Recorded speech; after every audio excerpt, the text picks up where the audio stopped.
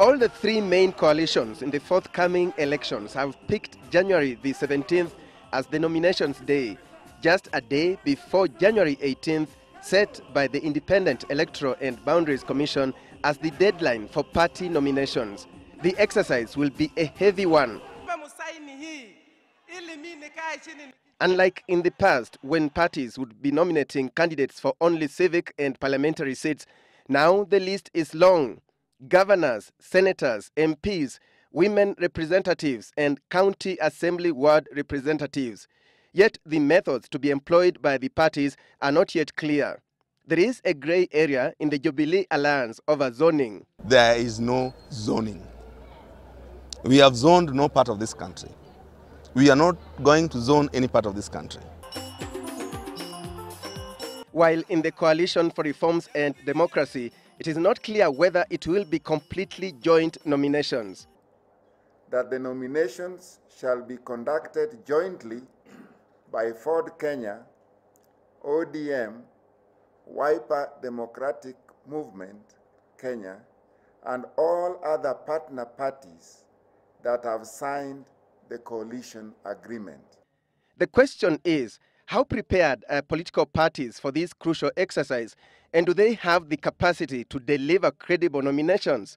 Given that the coalitions will be conducting the exercise on the same day, how will they share polling stations? Or is it practical to conduct the nominations in the same stations? The tension and the tone of the general election is set at the nomination stage. If there are chaos and deaths and polarization at the nomination stage, most likely it will be imported in the general election itself. Still on logistics, how will the elections be supervised? Do parties have enough and well-trained clerks and returning officers?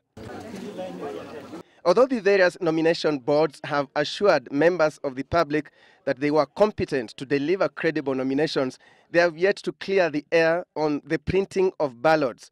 When will they be printed? How will they be transported?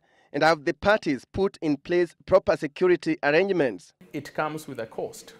If a political party or coalition will nominate all over the republic in all the elective offices that are provided for, you can imagine the cost implication that will come with that.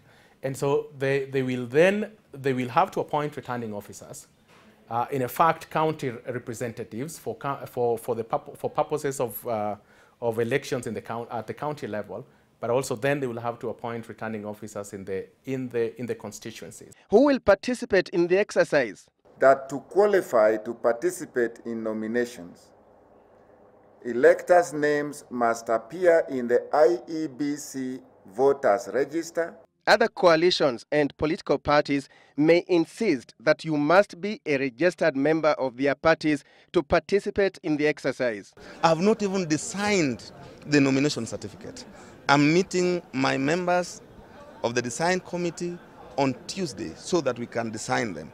And I am the one going to be the custodian. And will there be enough time for resolution of possible disputes? For many politicians, this will be a do or die moment. At the same time, a real test of whether Kenyans have matured politically or not, and whether new laws have made any impact in entrenching democracy in political parties or not. Observers say political parties and coalitions have to burn the midnight oil to make it work for the sake of giving Kenyans a sound starting point for a smooth general election. Alex Chamwada, Citizen Live at 9.